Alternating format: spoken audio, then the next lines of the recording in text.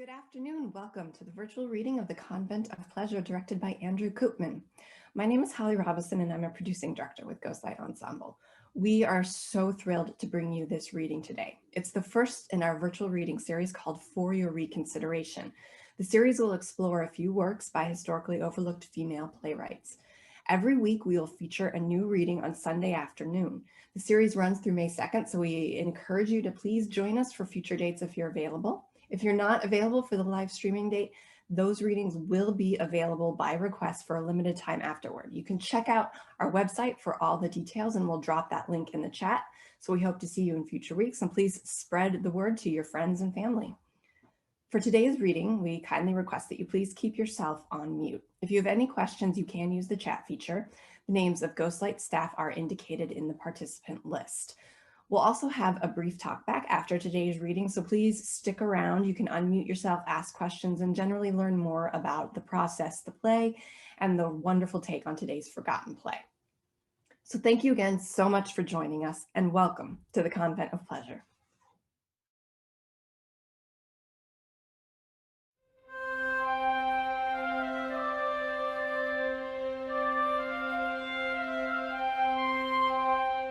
Enter 3 gentlemen. Tom, where have you been? You look so sadly of it. I have been at the funeral of the Lord Fortunate, who has left his daughter, the Lady Happy, very rich, having no other daughter but her. Well, if she be so rich, it will make us all young men spend all our wealth on fine clothes, coaches, and lackeys to set on our wooing hopes. If all our wooers be younger brothers, as most of us gallants are, we shall undo ourselves upon bare hopes, without probability. But is she handsome, Tom? Yes, she is extreme handsome, young, rich, and virtuous. Faith, that is too much for one woman to possess. Not if you were to have her. No, me. But in my opinion, too much for any other man.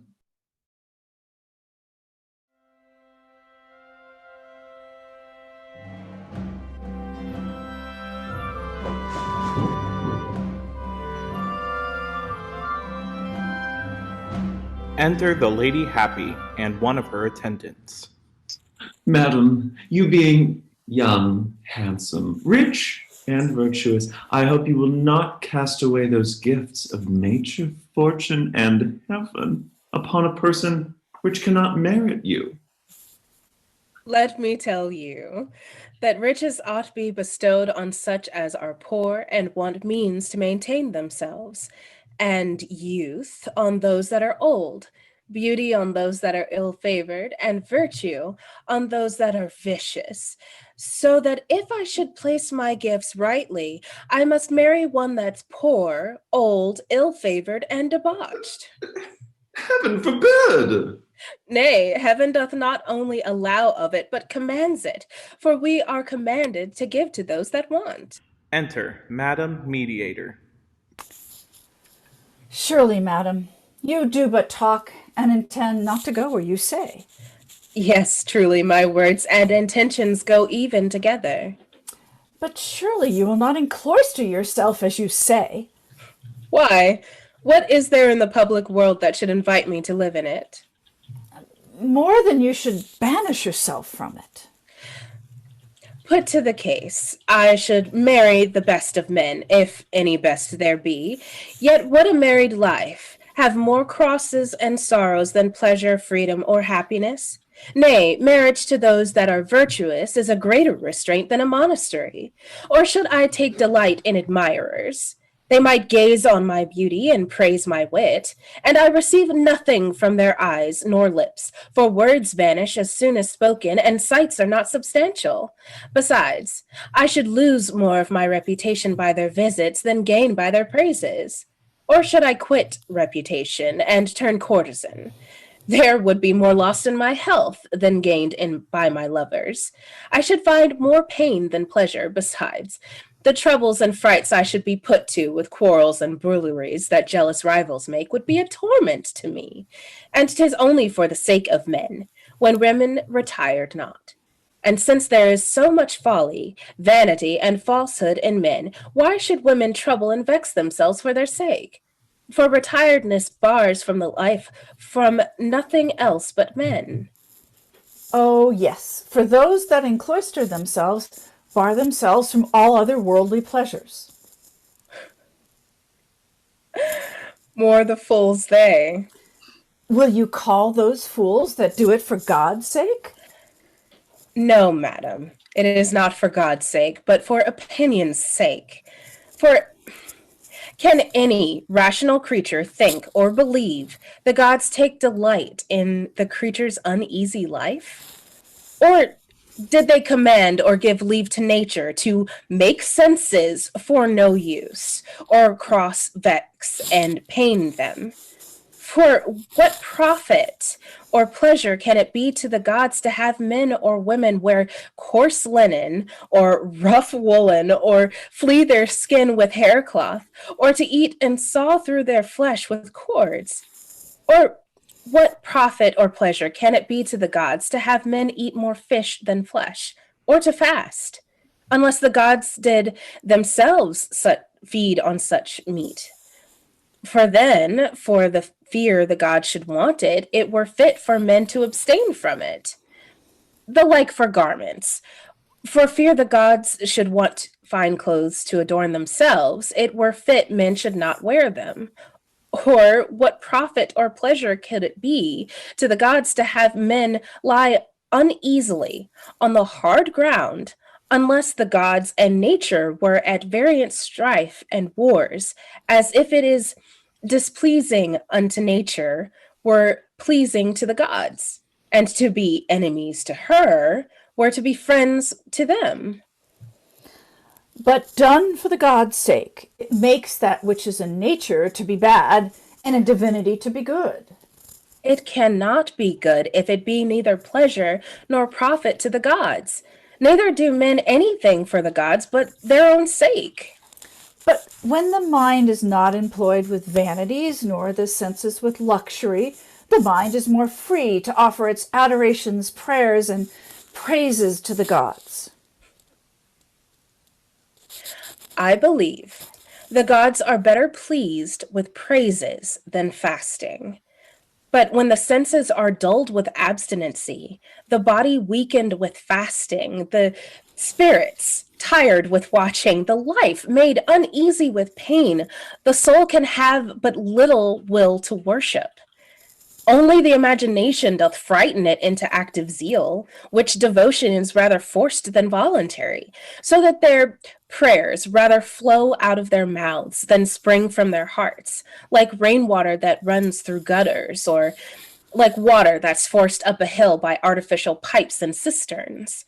But those that pray not unto the gods, or praise them more in prosperity than adversity, more in pleasures than pains, more in liberty than restraint, deserve neither the happiness of ease, peace, freedom, plenty, and tranquility in this world, nor the glory and blessedness of the next.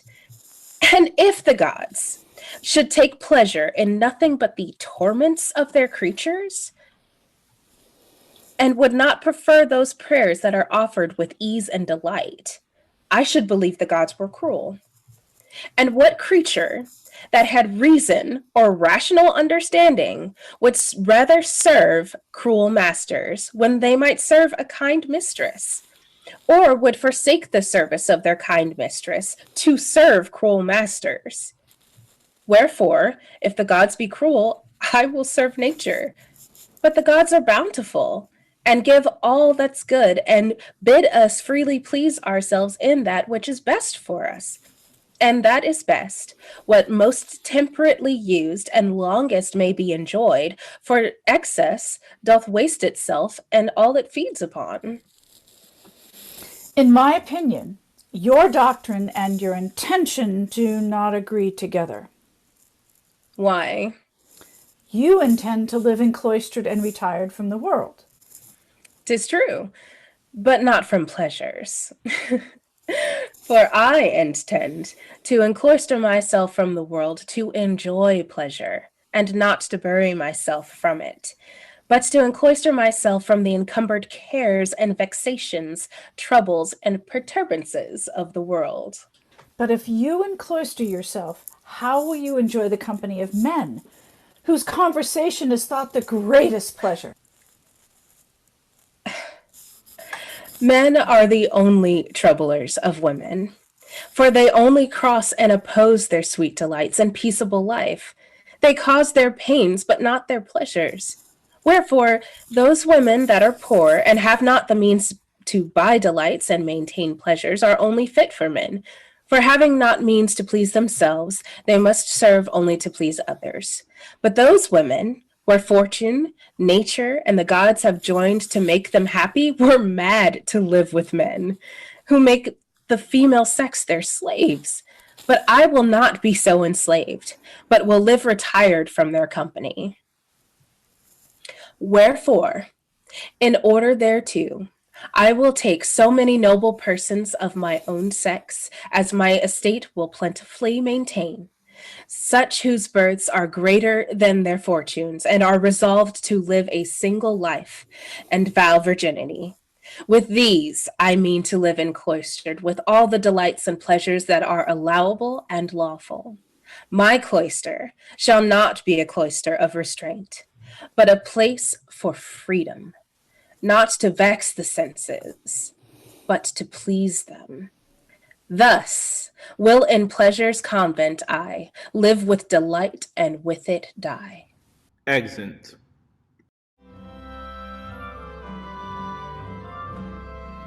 Enter Monsieur Take Pleasure and Dick his man. Dick, am I fine today? Oh, yes, sir, as fine as feathers, ribbons, gold, and silver can make you. Dost thou think I shall get the lady happy?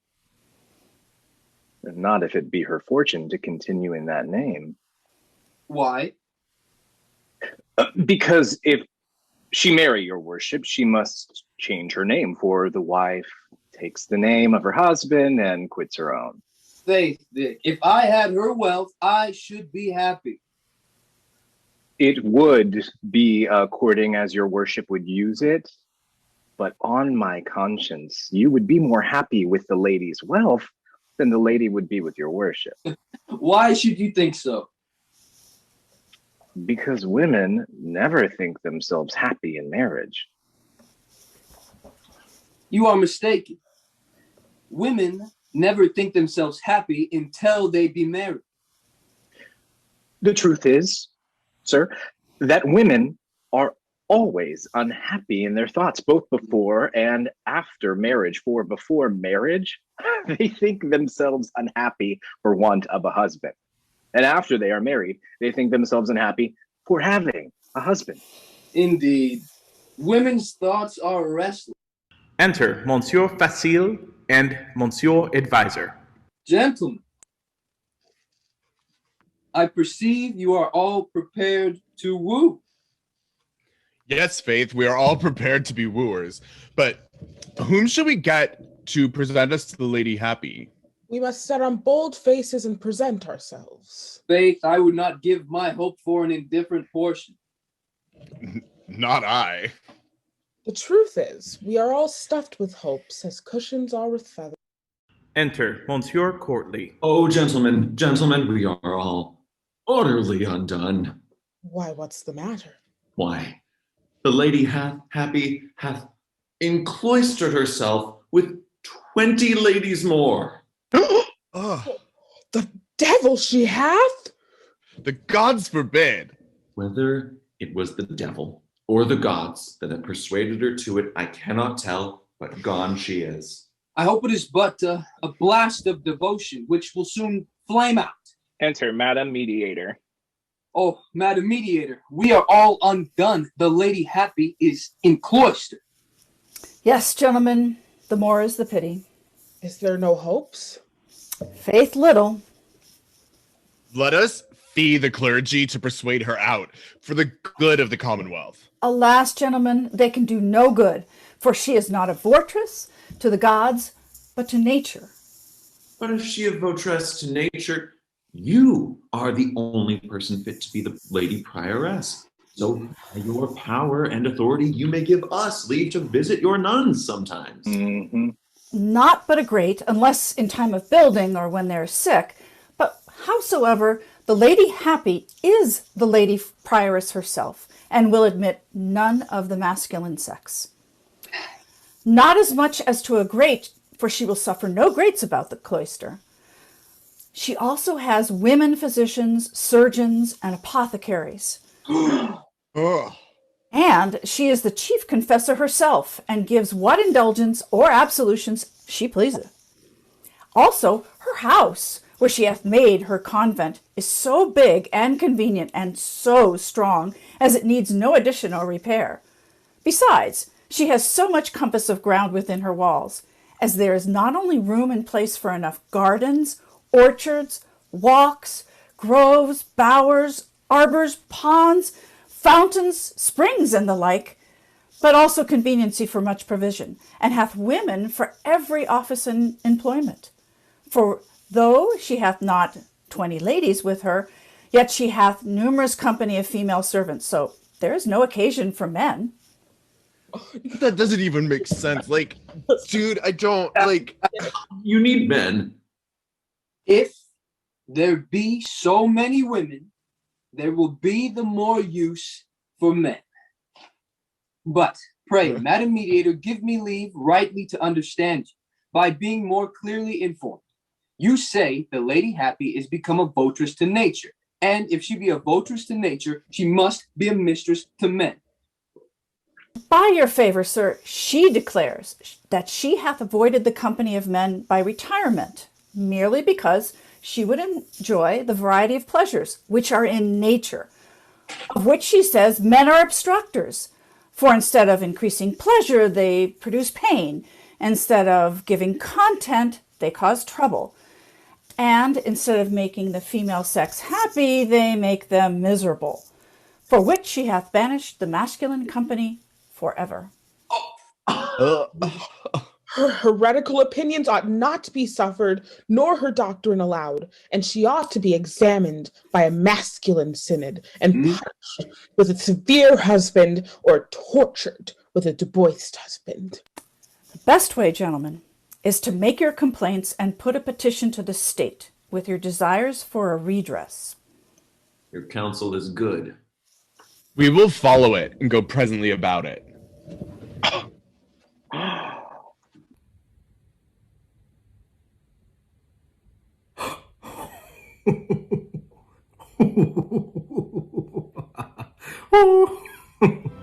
Exit.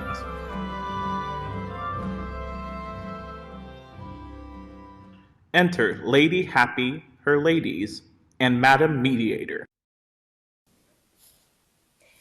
Ladies, give me leave to desire your confession, whether or no you repent your retirement. Most excellent lady, it were as probable a repentance could be in heaven amongst angels as amongst us. Now, Madam Mediator, let me ask you, do you condemn my act of retirement? I approve of it with admiration and wonder, that one so young should be so wise. Now, give me leave to inform you how I have ordered this our Convent of Pleasure. First, I have such things as are for our ease and conveniency, next for pleasure and delight. As I have change of furniture for my house, according to the 4 seasons of the year, especially our chambers. As in spring, our chambers are hung with silk damask, and all things suitable to it, and a great looking glass in each chamber, that we may view ourselves and take pleasure in our own beauties whilst they are fresh and young. Also, I have in each chamber a cupboard of such plate as is useful, and whatever so is used there is ready to be employed. Also, I have all the floor strewn with sweet flowers. In summer, I have all our chambers hung with taffety and all other things suitable to it, and a cupboard of purslane and a plate, and all of the floor strewed every day with green rushes or leaves, and cisterns placed near our bedheads, wherein water may run out of small pipes made for that purpose. To invite repose in the autumn, all our chambers are hung with gilt leather or frankipine, also beds and all other things suitable, and the rooms matted with very fine mats. In winter, our chambers must be hung with tapestry, and beds made of velvet lined with satin, and all things suitable to it, and all the floor spread with Turkey carpets, and a cupboard of gilt plate, and all the wood for furring to be cypress and juniper, and all the lights to be perfumed wax. Also, the bedding pillows are ordered according to each season, to be stuffed with feathers in spring and autumn, and with down in winter, but in summer only to be quilts, either of silk or fine holland. And our sheets, pillows, tablecloths, and towels to be pure fine holland and every day clean. Also the rooms we eat in and vessels we feed withal, I have according to each season. The linen we use to our meat to be pure fine diaper and damask, and to be changed fresh every course of meat.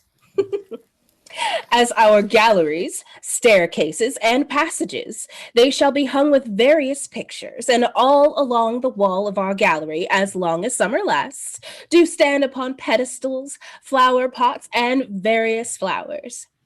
In winter, orange trees. And my gardens to be kept curiously and flourish in every season of all sorts of flowers, sweet herbs, and fruits, and kept so as not to have a weed in it. And all the groves, wildernesses, bowers, and arbors pruned and kept free from dead boughs, branches, or leaves. And all the ponds, rivulets, fountains, and springs kept clear, pure, and fresh.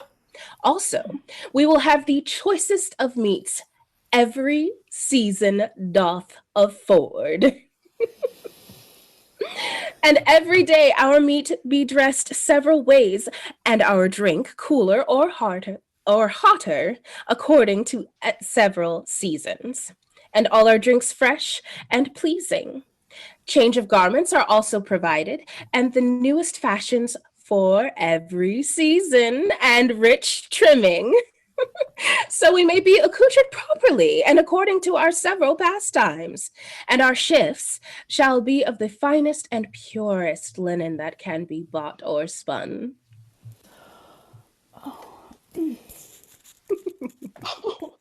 in this world can be happier. Now, ladies, let us to our several pastimes, if you please. Exit. 2 ladies. Adam, how do you since you were married? Very well, I thank you. I'm not so well as I wish I were.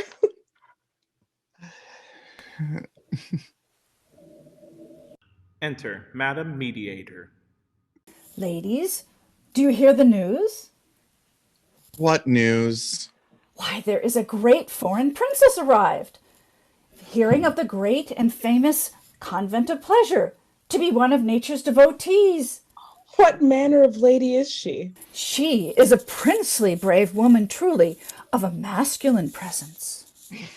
But, Madam Mediator, do they live in such pleasure as you say? For they'll admit you, a widow, although not us, by reason we are wives.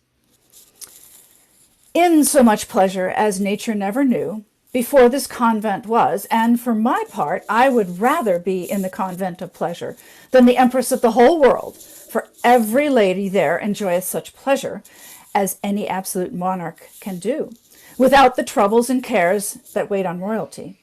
Besides, no one can enjoy those pleasures they have unless they live such a retired or retreated life from the world's vexations. Well, I wish I might see and know what pleasures they enjoy. If you were there, you could not know all the pleasure in such a short time, for the varieties require a long time to know their several changes, and besides, their pleasures and delights vary with the seasons, so that what with several seasons and the varieties of each season, it will take a whole life's time. But I could judge of their changes by single principles. But they have a variety of one and the same kind. But I should see the way or manner of them. That you might. Exit. Enter Monsieur Take Pleasure, Dick his man, Monsieur Courtly, Monsieur Advisor, and Monsieur Facile. Is there no hopes for us to get those ladies out of their convent? No, Faith. Unless we could set the convent on fire. For Jupiter's sake, let us do it. Let's everyone carry a firebrand to fire it. Yes, and smoke them out as they would a swarm of bees. Let's go presently about it. Stay. There is a great princess there. 'Tis true. But when that princess is gone, we will surely do it. Yes, and be punished for our villainy. It will not prove villainy, for we shall do nature good service. Why so do we do nature good service when we get a wench with child, but yet the civil laws do punish us for it? They are not civil laws that punish lovers. But those are civil laws that punish adulterers. Those are barbarous laws that make love adultery. No, those are barbarous that make adultery love. Well, leaving love and adultery, they are foolish women that vex us with their retirement. Well, gentlemen, although we rail at the lady Happy for retiring, yet if I had such an estate as she and would follow her example, I make no doubt you would all be content to encloister yourselves with me upon the same conditions as those ladies encloister themselves with her. Not unless you had women in your convent. Nay, Faith, since women can quit the pleasure of men, we men may as well quit the trouble of women. But is there no place where we may peek into the convent? No, there are no grates, but brick and stone walls. Let us get out some of the bricks or stones. Alas, they are a yard thick. But nothing is difficult to willing minds. My mind is willing, but my reason tells me it is impossible. Wherefore I'll never go about it. Faith, let us resolve to put ourselves in women's apparel, and so by that means get into the convent. We shall be discovered. Who will discover us? We shall discover ourselves. We are not such fools as to betray ourselves. We cannot avoid it for our very garb and behavior. Besides, our voices will discover us, for we are as untoward to make courtesies and petticoats as women are to make legs and breeches. And it will be as great a difficulty to raise our voices to a treble sound as for women to press down their voices to a bass. Besides, we shall never frame our eyes and mouths to such coy, disassembling looks and pretty simpering mopes and smiles as they do. But we will go as strong, lusty women who are fit to serve them in inferior places and offices, as cookmaids, laundrymaids, dairymaids, and the like. I do verily believe I could make an indifferent cookmaid, but not a laundry nor a dairymaid, for I cannot milk cows nor starch gorgets, but I think I could make a pretty shift to wash some of the ladies' night linen. But they employ women in all places, in their garden and for brewing, baking, and making all sorts of things. Besides, some keep their swine in 20 such like offices and employments there are which we should be very proper for. Oh yes, for keeping of swine belongs to men. Remember the prodigal son. Hmm? Faith! For our prodigality, we might all be swineherd. Also, we shall be proper for gardens, for we can dig and set and sow. And we are proper for brewing. We are more proper for drinking, for I can drink good beer or ale when 'tis brewed, but I could not brew such beer or ale as any man could drink. Come, we shall make a shift one way or the other. Besides, we shall be very willing to learn and be very diligent in our services, which will give good and great content. Wherefore, let us go and put these designs into execution. Content. Nay, faith, let us not trouble ourselves for it. 'Tis in vain. Exit.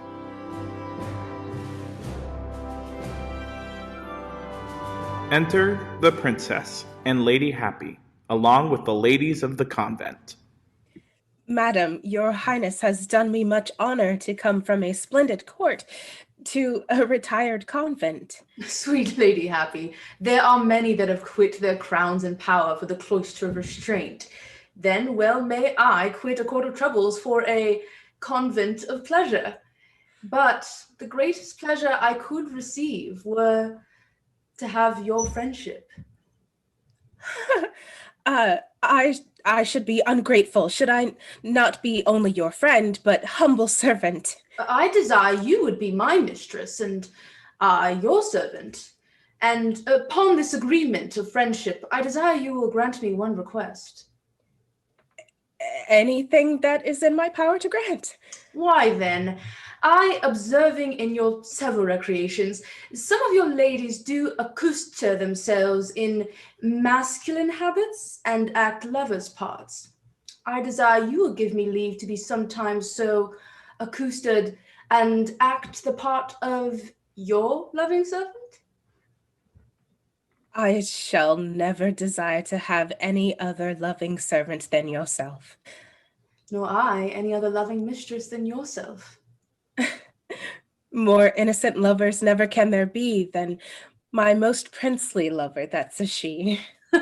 Nor never convent did such pleasures give, where lovers with their mistresses may live. A lady approaches to ask if they'll see the play. May it please your highnesses, the play is ready to be acted. The scene is opened. The princess and Lady Happy sit down and the play is acted within the scene.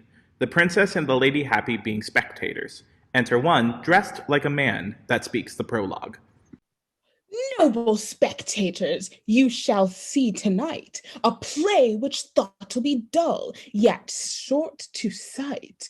For since we cannot please your ears with wit, we will not tire your limbs long here to sit. Enter two mean women. Neighbor well met, where have you been? I have been with my neighbor, the cobbler's wife, to comfort her for the loss of her husband, who has run away with Goody Metal, the tinker's wife. I would to heaven my husband run away with Goody Shred, the butcher's wife, for he lies all day drinking in an alehouse, like a drunken rogue he is. And when he comes home, he beats me all black and blue, and when I and my children are almost starved for want.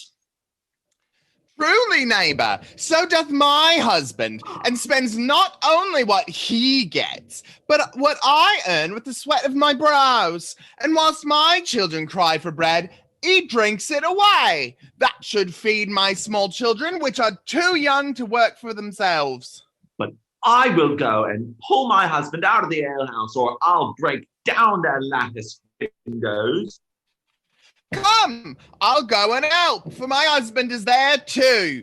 But we shall both be beaten by them. By them I care not, for I will not suffer him to be drunk, and I and my children starve. I had better be dead. Exit. Enter a lady and her maid. Oh, I am sick. You are breeding a child, madam. I have not 1 minute of health. Exit. Enter 2 ladies.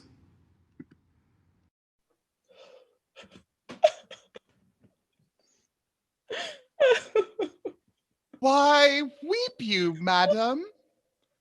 Have I not cause to weep when my husband hath played all his estate away at dice and cards, even to the clothes on his back?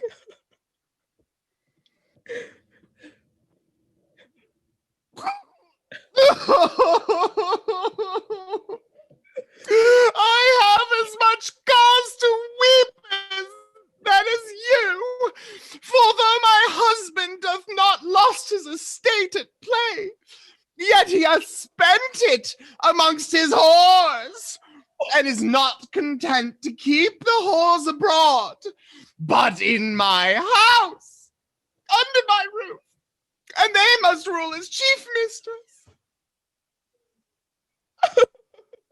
But my husband hath not only lost his estate, but also my portion, and hath forced me with threats to yield up my jointure, so that I must beg for my living for anything I know as yet.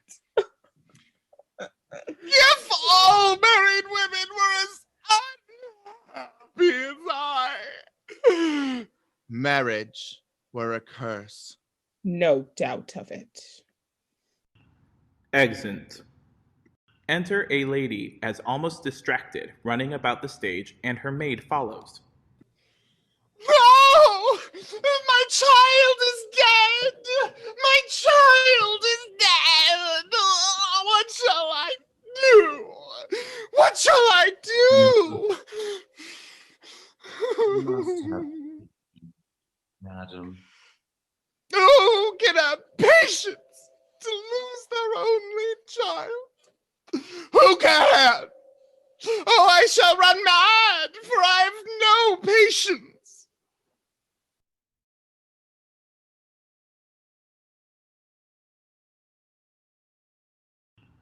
Exit. Enter a citizen's wife as into a tavern, where a bush is hung out, and meets some gentlemen there. Hey, gentlemen, is my husband Mr. Negligent here? He was, but he is gone some quarter of an hour since. Could he go, gentlemen? Yes, with a supporter. Out upon him! Must he be supported?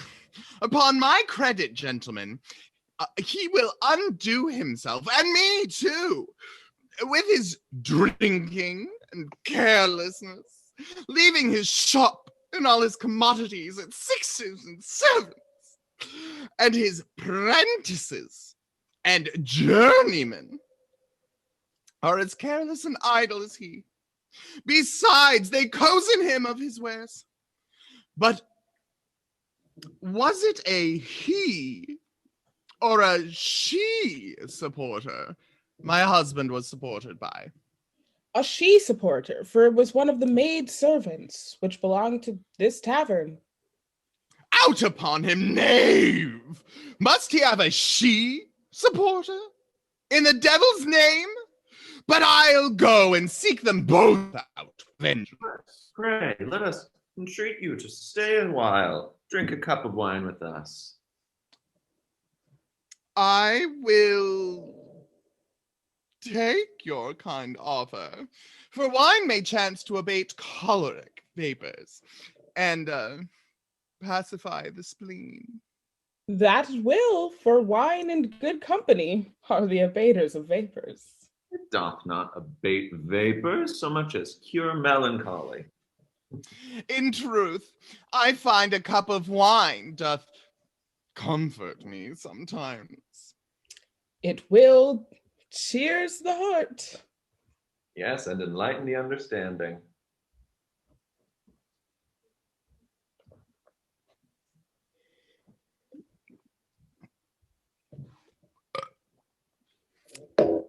Indeed, and my understanding requires enlightening.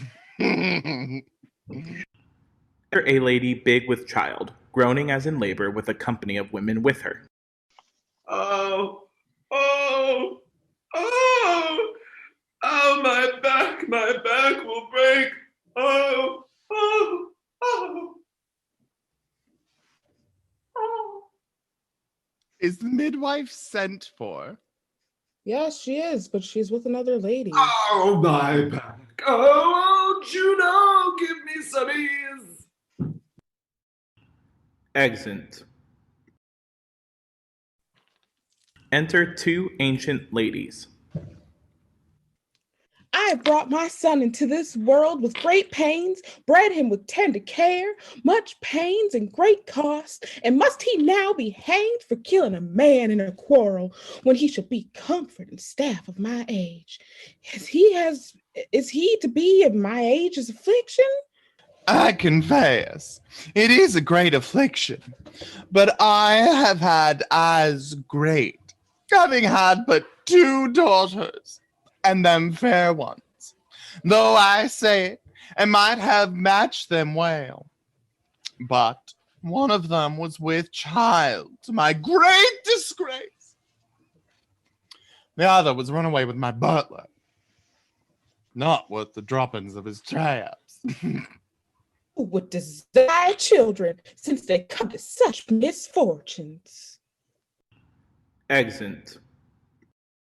Enter one lady meeting another. Is the midwife come? For my lady is in a strong labor.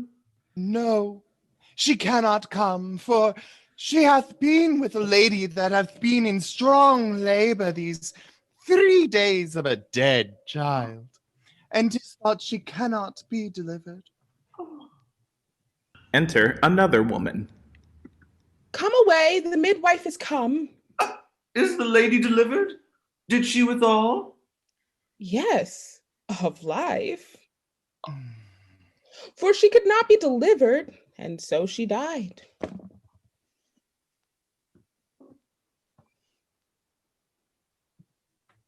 Pray, tell not our lady so, for the very fright of not being able to bring forth a child will kill her.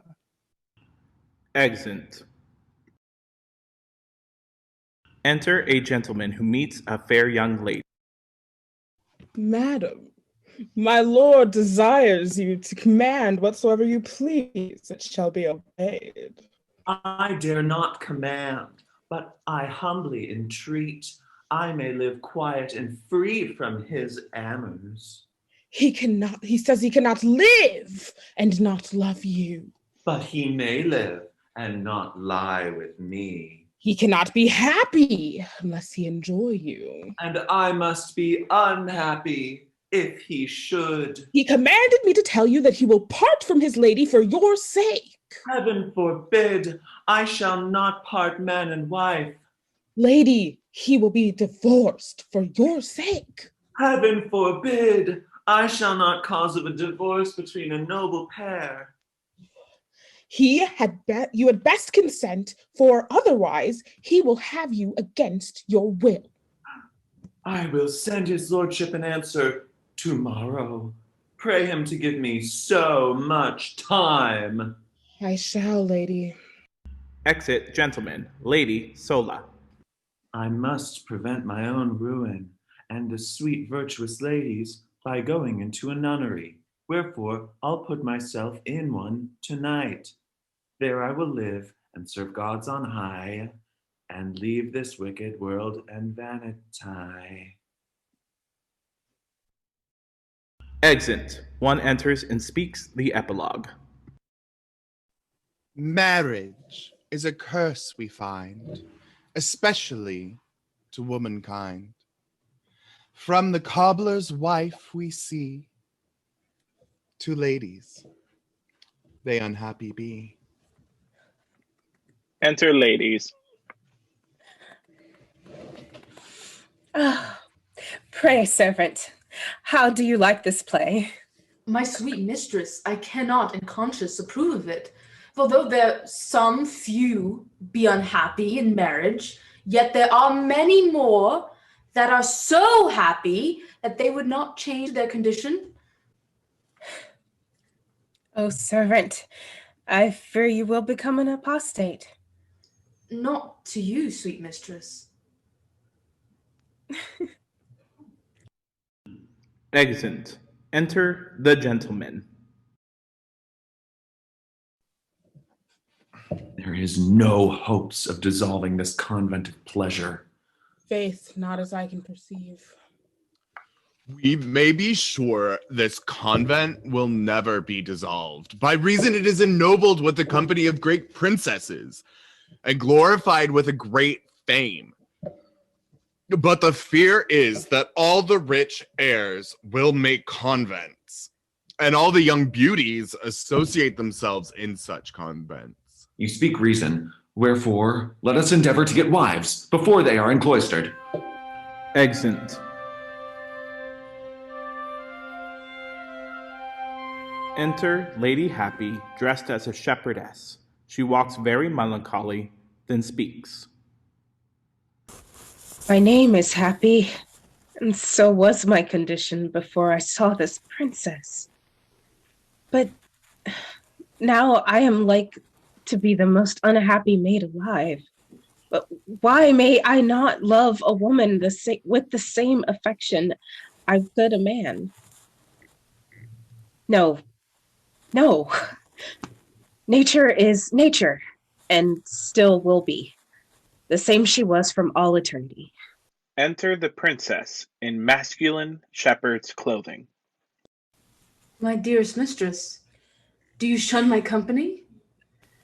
Is your servant become an offense to your sight? No, servant. Your presence is more acceptable to me than the presence of our goddess nature, for which she, I fear, will punish me for loving you more than I ought to love you. Can lovers love too much? Yes, if they love not well. Can any love be more virtuous, innocent, and harmless than ours? I hope not. Then let us please ourselves, as harmless lovers used to do. How can harmless lovers please themselves? Well, very well, as to discourse, embrace, and kiss. So mingle souls together. But innocent lovers do not use to kiss. Not any act more frequent among us womankind. Nay, it were a sin in friendship should we not kiss. Then let us prove ourselves reprobates. They embrace and kiss and hold each other in their arms.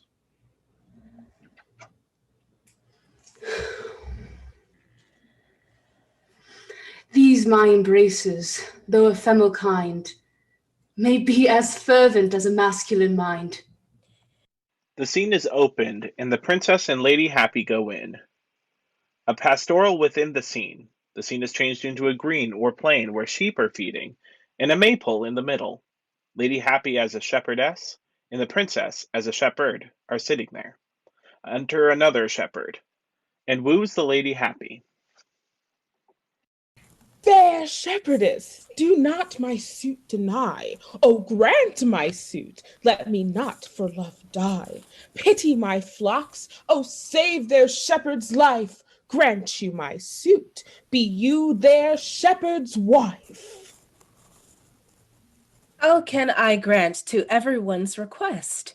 Each shepherd suits lets me not at rest, for which I wish the winds might blow them far, that no love suit might enter to my ear. Enter Madam Mediator in a shepherdess dress. Good dame, unto your daughter speak for me. Persuade her I your son-in-law may be. I'll serve your swine, your cows bring home to milk. Attend your sheep, whose wool's as soft as silk. I'll plow your grounds, corn I'll in winter sow. Then reap your harvest, and your grass I'll mow. Gather your fruits in autumn from the tree. All this and more I'll do if you speak for me. My daughter vows a single life, and she swears she'll ne'er will be a wife, but live a maid, and flocks will keep, and her chief company shall be sheep. The princess, as a shepherd, speaks to the Lady Happy. My shepherdess, your wit flies high up to the sky, and use the gates of heaven, which are the planets 7. See how fixed stars are placed, how the meteors waste. What makes the snow so white, and how the sun makes light? What makes the biting cold on everything take hold, and hail a mixed degree, twixt snow and ice you see? From winds the winds do blow, what thunder is you know. What makes lightning flow like liquid streams you show. From sky you come to the earth and view each creature's birth. Sink to the center deep, where all dead bodies sleep, and there observe you know what makes the minerals grow, how vegetables sprout and how the plants come out. Take notice of all seed, and what the earth doth breed. Then view the springs below, and mark how waters flow. What makes the tides to rise up proudly to the skies, and shrinking back descend as fearing to offend? Also your wit doth view the vapor and the dew in summer's heat that wet doth seem like the earth's sweat. In winter time that dew like paints white to the view. Cold makes that thick white dry as Cerosith doth lie on earth's black face so fair as painted lady's air. But when a heat is felt, that frosty paint doth melt.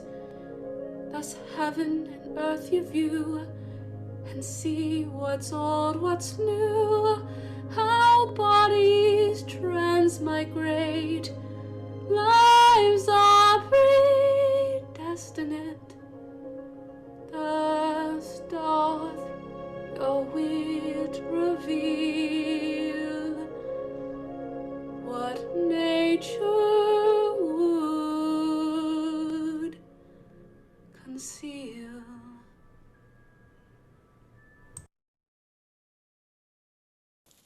My shepherd, all those that live do know it, that you are born a poet. Your wit doth search mankind in body and in mind. The appetites you measure and weigh such several pleasure do figure every passion and every human's humor's fashion. See how the fancy's wrought, and what makes every thought fathom conceptions low, from whence opinions flow. Observe the memory's length and understanding strength. Your wit doth reason find, the center of the mind, wherein the rational soul doth govern and control. There doth she sit in state, predestinate by fate, and by the gods' decree that sovereign she should be. And thus your wit can tell how souls in bodies dwell, as that the mind dwells in the brain, and in the mind the soul doth reign, and in the soul the life doth last. For with the body it doth not waste, nor shall wit, like the body, die, but live in the world's memory.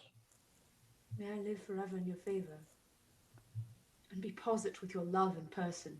It is the height of my ambitions. I can neither deny you my love nor person. In amorous pastoral verse we did not woo, as other pastoral lovers used to do. Which doth express we shall more constant be, and in a married life better agree. Oh, we shall agree, for we true love inherit. Join us, body and soul, or in heavenly spirit. Here come the rural sports. As country dances about the maypole, that pair which dances best is crowned king and queen of the shepherds that year, which happens to be the princess and the lady happy. Let me tell you, servant, that our custom is to dance about this maypole, and that pair which dances best is crowned king and queen of all shepherds and shepherdesses this year, which sport, if it please you, will begin. Nothing, sweetest mistress, that pleases you can displease me. They dance. After the dancing, the princess and lady happy are crowned with a garland of flowers. A shepherd speaks, written by my lord Duke. You've won the prize, and justly. So we all acknowledge it with joy and offer here our hatchments up, our sheep hooks as your due, and scrips of corduant and oaten pipe. So all our pastoral ornaments we lay here at your feet, with homage to obey all your commands. And all these things we bring in honor of our dancing queen and king. For dancing heretofore has got more riches than we can find in all our shepherds' breeches. Witness rich humbly, long then may you live, and for your dancing, what have we give? A wassail is carried about with sillybubs. Another shepherd speaks or sings that follows, written by my lord Duke. Jossy wassail now do bring, with apples drowned in stronger ale, and fresher sillybubs, and sing, then each to tell their lovesick tale.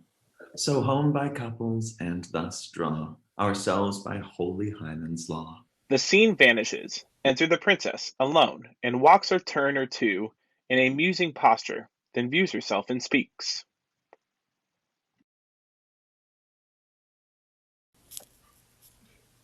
What have I on? A petticoat.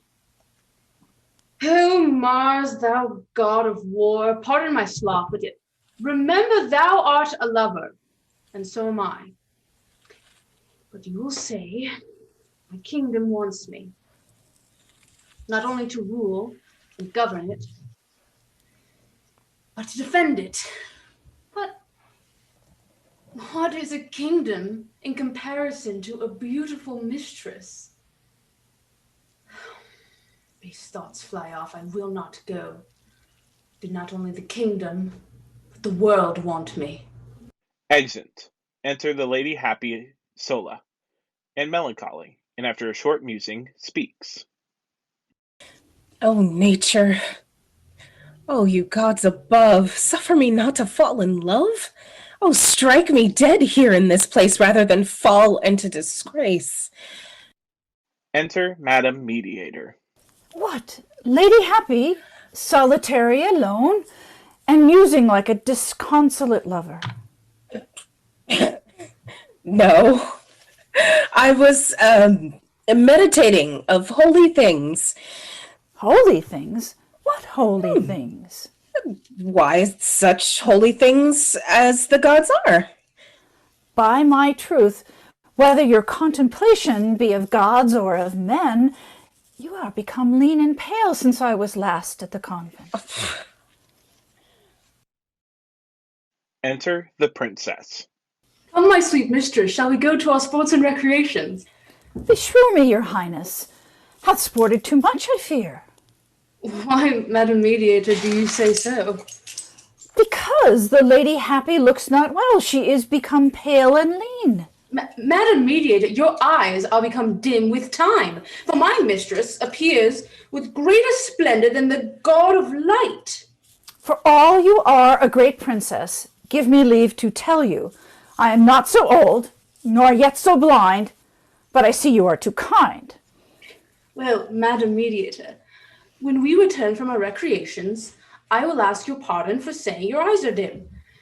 Conditionally, you will ask pardon for saying my mistress looks not well. Exit. The scene is opened, and there is presented a rock as in the sea, whereupon sits the princess and the Lady Happy. The princess as the sea god Neptune, and Lady Happy as a sea goddess. The rest of the ladies sit somewhat lower, dressed like water nymphs. The princess begins to speak a speech in verse, and after her the Lady Happy makes her speech. I am the king of all the seas. All watery creatures do me please.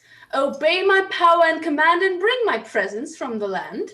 The waters open their floodgates, where ships do pass, sent by my fates. Which fates do yearly as May do, sent me trouble, sent me tribute from Peru. From other nations besides, brought by their servants, winds and tides, ships fraught and men to me they bring, my watery kingdom lays them in. Thus, from the earth, a tribute I receive, which shews my power thereby. Besides, my kingdom's richer far than all the earth and every star. I feed the sun, which gives them light and makes them shine in darkest night. Moist vapor from my breast I give, which he sucks forth and makes him live. Or else his fire would soon go out, grow dark, or burn the world throughout. What earthly creatures like to me, that hath such power and majesty? My palaces are rocks of stones, and built by nature's hand alone. No base disassembling consing art do I employ in any part. In all my kingdom large and wide, nature directs and doth provide me all provisions which I need, and cooks my meat on which I feed. My cabinets are oyster shells, and in which I keep my orient pearls. To open them I use the tide as keys to locks which open wide. The oyster shells then out I take, those orient pearls and crowns do make, and modest coral I do wear with blushes when it touches air. On silver waves I sit and sing, and then the fish lie listening. Then sitting on a rocky stone, I comb my hair with fish's bone. And whilst Apollo with his beams doth dry my hair from watery streams, his light doth gaze the water's face, make the large sea my looking glass. So when I swim on waters high, I see myself as I glide by. But when the sun begins to burn, I back into my waters turn, and dive unto the bottom low. Then on my head the waters flow, in curled waves and circles round, and thus with waters I am crowned. Besides, within the waters deep, in hollow rocks, my court I keep. Of amber grease my bed is made, whereon my softer limbs are laid. There I take rest, and whilst I sleep, the sea doth guard and safe me keep. From danger and when I wake, a present of a ship doth make. No prince on earth hath more resort, nor keeps more servants in his court. Of mere maids you're waited on, and mere men do attend upon. My person, some are counsellors, which order all my great affairs. Within my weary kingdom wide, they help me rule and so to guide the commonwealth, and are by me preferred unto a high degree. Some judges are, and magistrates, each decides a cause and ends debates. Others, commanders in the war, and some to governments prefer. Others are Neptune's priests, which pray and preach when is a holy day, and thus with method order I, and governed all with majesty. I am sole monarch of the sea, and all therein belongs to me. The sea nymphs sing the following song. We watery nymphs rejoice and sing about God Neptune, our sings king, in sea green habits for to move, his godhead for to fall in love. That is with his trident he doth stay, rough foaming billows which obey, and when in triumph doth he stride, his managed dolphin for ride. All his sea people to his wish, from whale to herring subject fish, with acclamations do attend him, and praise more riches still to send him. Exit. The scene vanishes.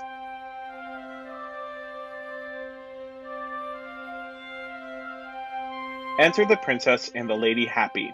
The princess is in a man's apparel as going to a dance. They whisper some time.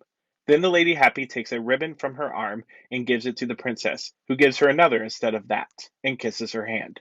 They go in and come presently out again with all the company to dance. The music plays, and after they have danced a little while, in comes Madame Mediator, wringing her hands and spreading her arms, and full of passion cries out. Oh, ladies, ladies, you're all been betrayed. Undone, undone. There's a man disguised in the convent. Search and you will find it.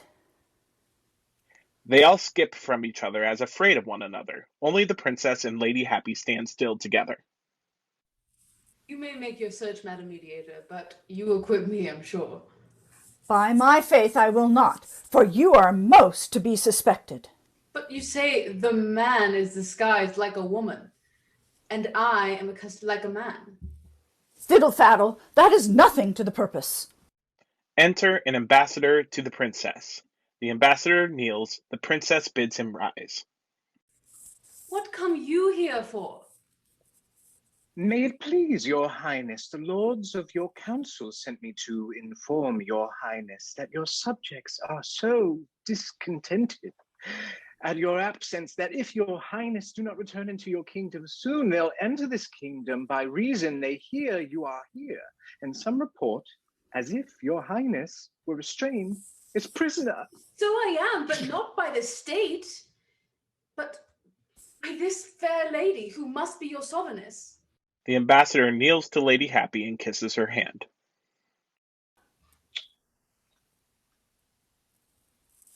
But since I am discovered, go from me to the councils of the state and inform them of my being here, as also the reason, and that I ask that their leave I may marry this lady.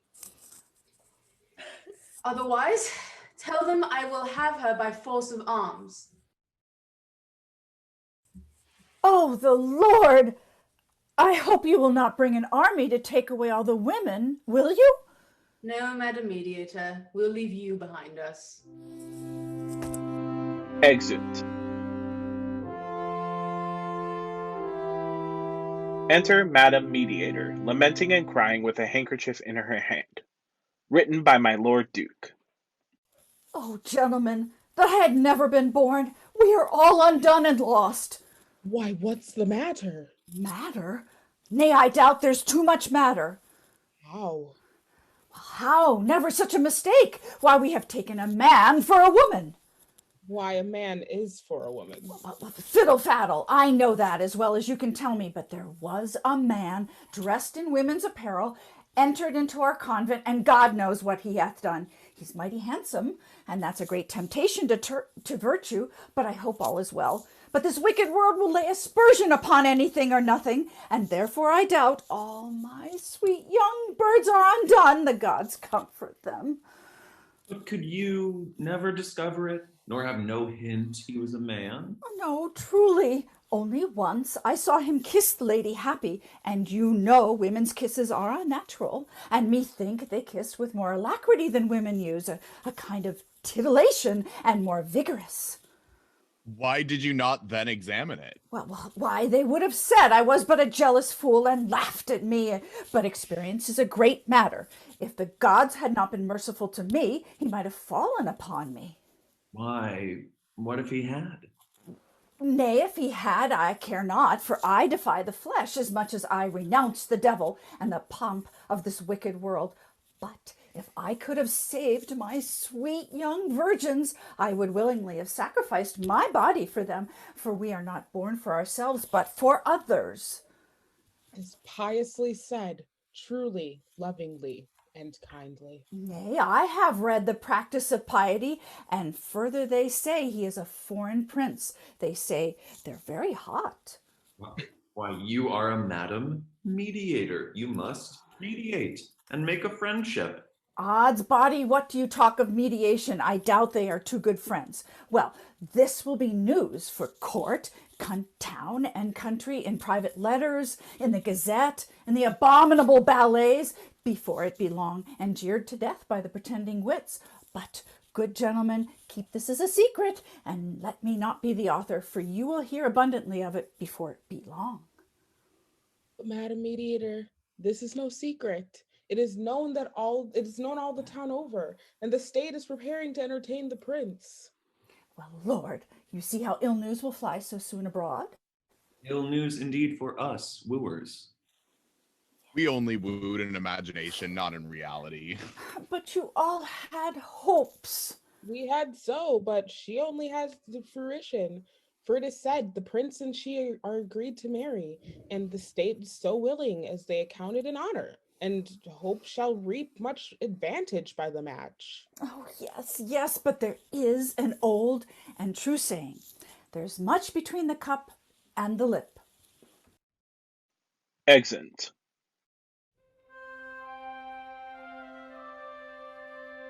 Enter the princess as bridegroom, and the Lady Happy as bride, hand in hand under a canopy borne over their heads by men. The magistrates march before, then the hautboys, and then the bridal guests as coming from the church where they were married. All the company bids them joy, they thank them. Although your highness will not stay to feast with your guests, pray dance before you go. We will both dance and feast before we go. Come, madam, let us dance. To please Madam Mediator. The prince and princess dance.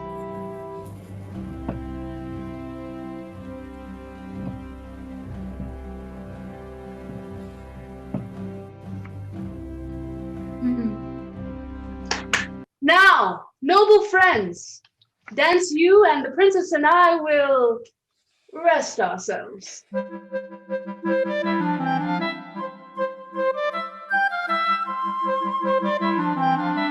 After they have danced, the Lady Happy, as now princess, speaks to the Lady Virtue.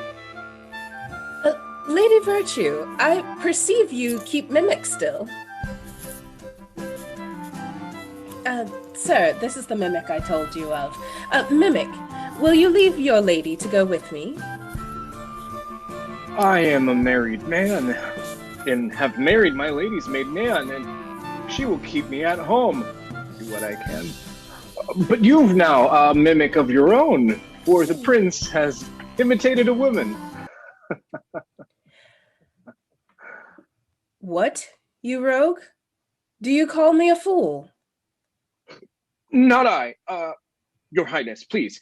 Unless all women be fools. Is your wife a fool? A man and wife make but one fool. Mimic kneels to the princess. I have a humble petition. Rise. What petition is that? That your highness would be pleased to divide the convent into 2 equal parts, one for fools and the other for married men as madmen. I'll divide it for virgins and widows. That will prove a convent of pleasure indeed. But they will never agree, especially if there be some disguised prince amongst them. But you had better bestow it on an old, decrepit, and bedridden matrons, and then it be called the Convent of Charity, if it cannot possibly be named the Convent of Chastity. Well, to shew my charity and to keep your wife's chastity, I'll bestow my bounty in a present, on the condition you speak the epilogue. Come, noble friends, let us feast before we part. Exeunt. Mimic, Solus. An epilogue, says he. Oh, the devil an epilogue have I. Oh, let me study. I have it. I have it. No, Faith, I have not. I lie. I have it. I say I have it not. Fie! Mimic, will you lie? Yes, mimic, I will lie if it be my pleasure. But I say, it is gone. What is gone? The epilogue. When had you it? I never had it. I never had it. Then you did not lose it. That is all one. But I must speak it, although I never had it. How can you speak it and never had it? I marry. That's the question. But words are nothing. And then an epilogue is nothing. And so I may speak nothing. Then nothing be my speech.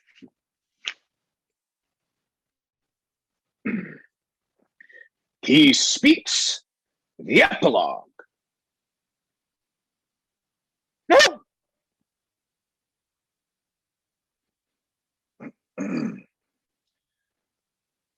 Noble spectators, by this candlelight, I know not what to say, but bid good night. I dare not beg of applause.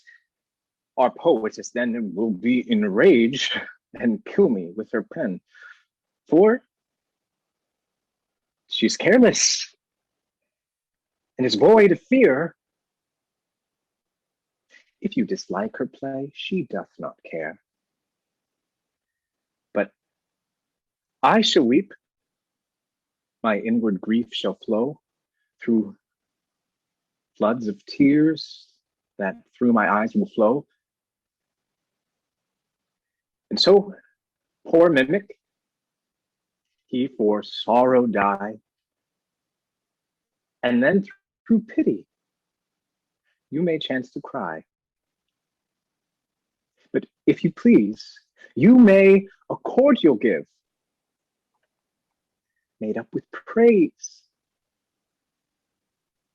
And so he long may live.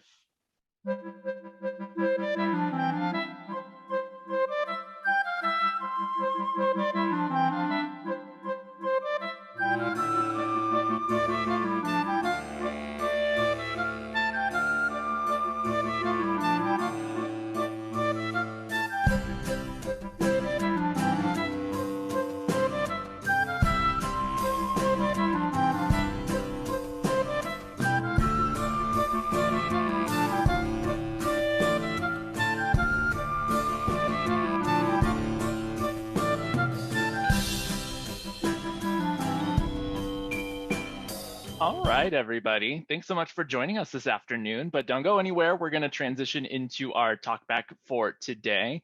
So if you want to join us on camera, feel free to come back on. If you do have a question about the piece or you have a question for the director, feel free to throw that into the chat, or you can use the raise your hand feature and we'll ask you to unmute. My name is Justin Broom. My pronouns are he, him, his, and I'm a member of Ghostlight Ensemble, and I will be your moderator for today. So up to the virtual stage, let's welcome Andrew Koopman. He is the director of today's reading. And we have Holly Robison, who is the curator for the For Your Reconsideration reading series. If any of the actors are on, also feel free to turn on your cameras as well. Feel free to come on. So let's just go ahead and get started. Andrew, if you want to introduce yourself a little bit and tell us how you found the play, what drew you to it, all that good stuff to get us started.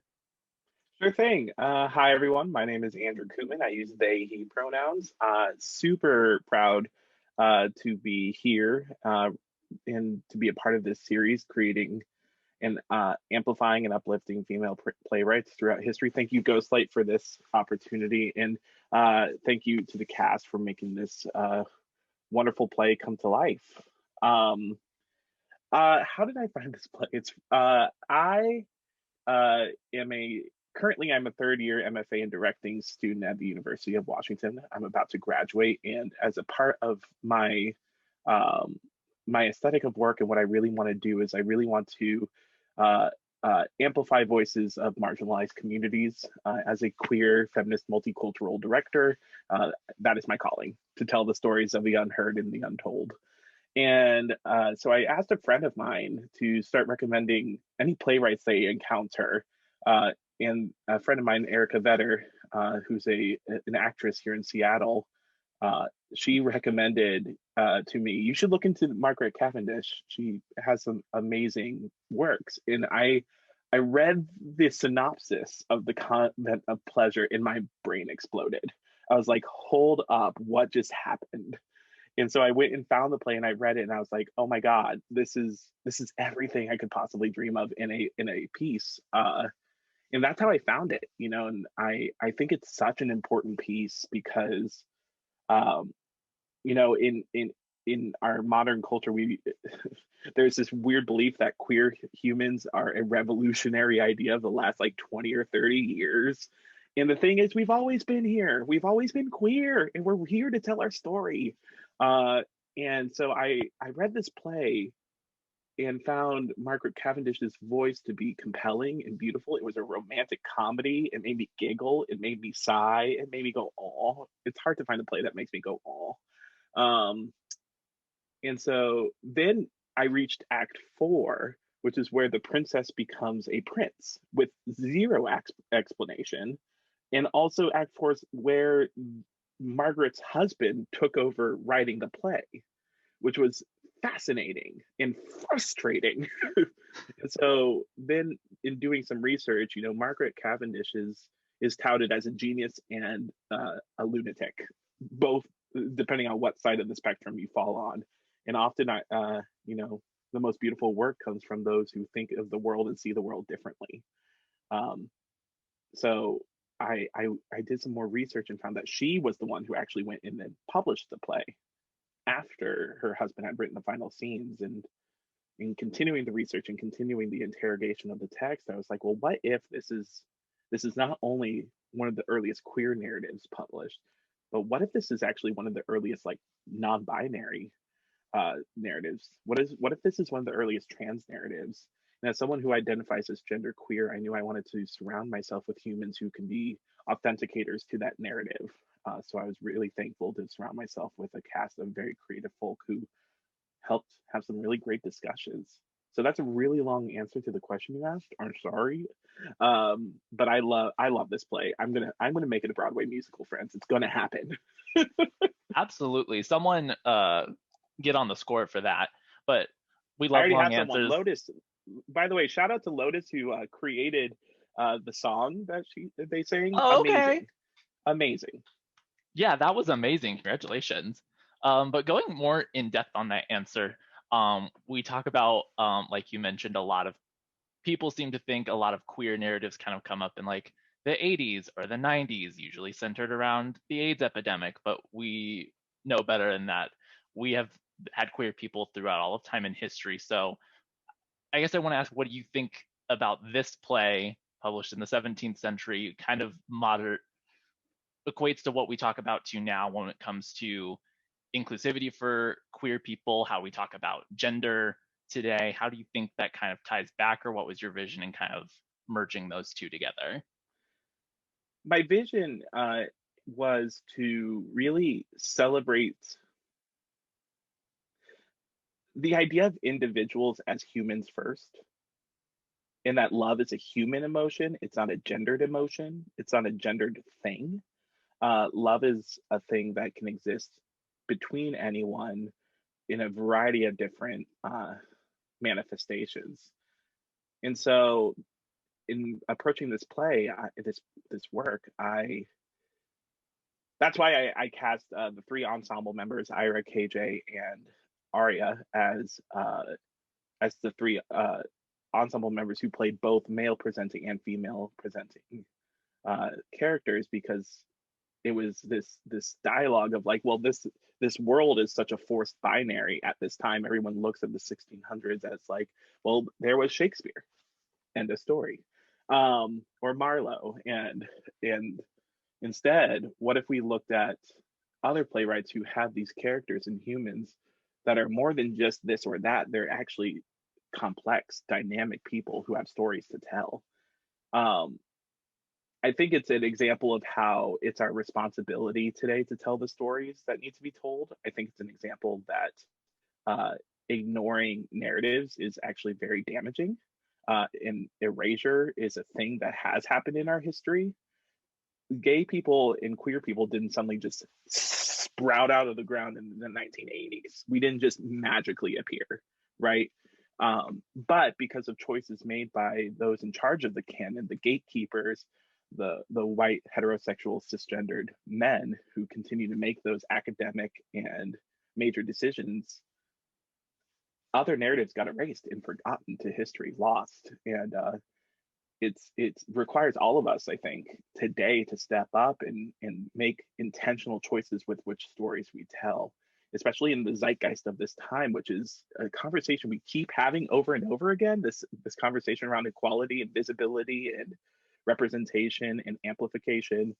We keep having it, and yet action still needs to be taken. And I think we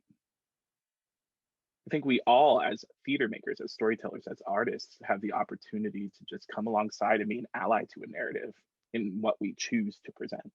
So I think that's why, or that's how it speaks to the current times.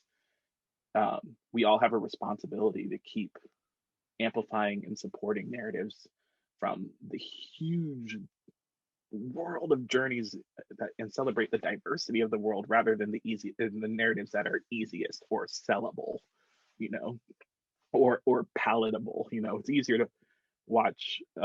I remember my mom telling me at a very young age, like, oh, it's easy, like, oh, two men kissing on screen, ooh, gross. And it's like, why? It's love. It's two humans in love. Let's tell that story. Yeah, it seems like kind of what we face is the mediums change in popularity, whether it's theater, TV, film, all of those things, but the conversations and the responsibilities stay the same, of like, we have the responsibility to uplift narratives other than our own, uplift the problems and issues that people who are not ourselves or people who look like us face. So I think that it really speaks well to that. So congratulations. It was really good. I found it very fascinating the way it was portrayed. Everyone did a great job. I could not have done it without this fantastically creative cast. They brought so much to the table. Lotus, especially stepping it up and creating the music, they really took something that could have been 3 pages of boring dialogue and made it beautiful. Song really spent a lot of time crafting each and every word of her longer speeches to really speak to who Lady Happy is. I think about Sajin and Sebastian, who both play these characters, Monsieur Take Pleasure and Dick His Man, and how they really amped up the comedy just by saying like yes and Ari, KJ, and Ira for spending so much time bouncing and making these characters come to life. And Cynthia, who came in and was really just a grounding source of conversation in the cast. I think I covered everyone. Oh God, that moment. Yeah, I covered everyone. So this whole cast was truly a gift. So thank you to those of you who are currently in the room. Yeah, Lotus, don't mean to put you on the spot, but since I can see you, did you have any specific kind of inspirations for the music and how you crafted the songs, or just something original from you? This is actually an interesting conversation between me and Andrew, because we had like a talk right after, I guess, they casted everybody, and they told me, I like to put a little piece of everybody into the play. So if you want to do drag, you can do drag. If you want to do this, you can do this. And I'm like, I sing, I guess. And they're like, okay, make something a song. And I was like, all right. So I just wanted to make it romantic. I really wanted to like lean in, because this is a hilarious play. It's so funny. Every other piece of dialogue is funny. So I really wanted the moments between the princess and Lady Happy to be very like sincere and feel romantic, to get that like romantic like to be kind of like a little bit of a contrast, so it didn't feel like their relationship was comical. So the song, I wanted to feel like a love ballad, so I just kind of listened to free beats online, and I would sing to each one. So I went through several different backing tracks, and I guess I took a few classes in improvised singing, and I love to sing just like randomly in the bathroom and whatever. So I would just like every song I would just try to sing the lines of the verse until I found something that like touched me, and then I sent 3 different versions to Andrew, and then Andrew picked the one that they liked the most.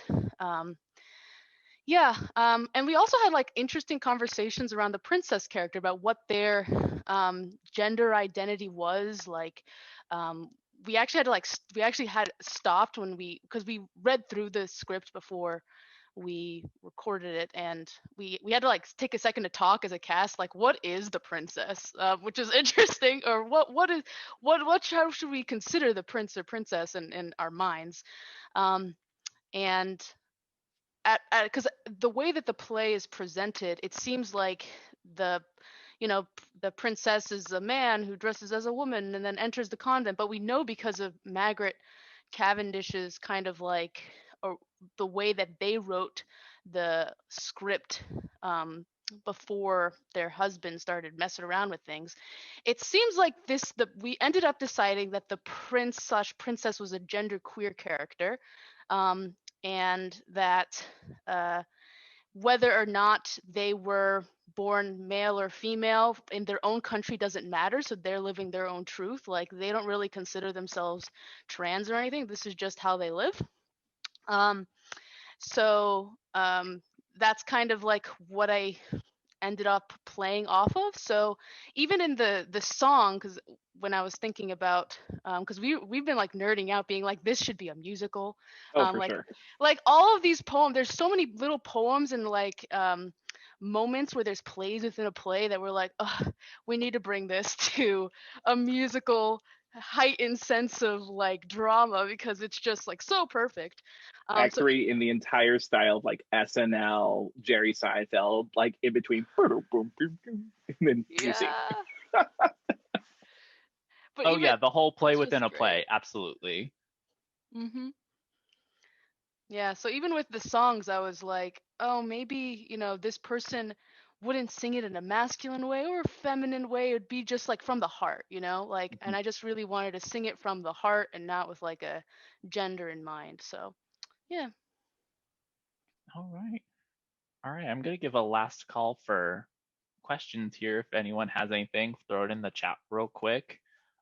Again, everyone did such a fabulous job in the way that it was nuanced, kind of like what you mentioned, Lotus, of it being romantic. Because in the first half of the play, it is very funny, and then finding ways to like take it on those different levels of like, these are just 2 people in love, no matter what their identity or expression is. So again, just fabulous job, everyone involved.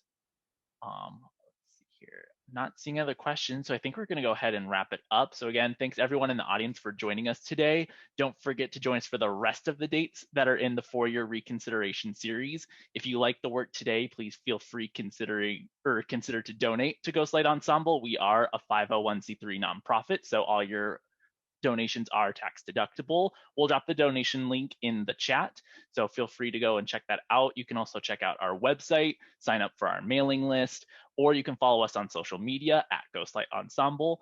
All of those links are in the chat, so feel free to check those out. And we look forward to seeing you next time for 4-year reconsideration, and we hope to see you guys in person soon, later this year, hopefully. Stay tuned. So have a good rest of your day, everyone, and thanks again to the cast and the crew.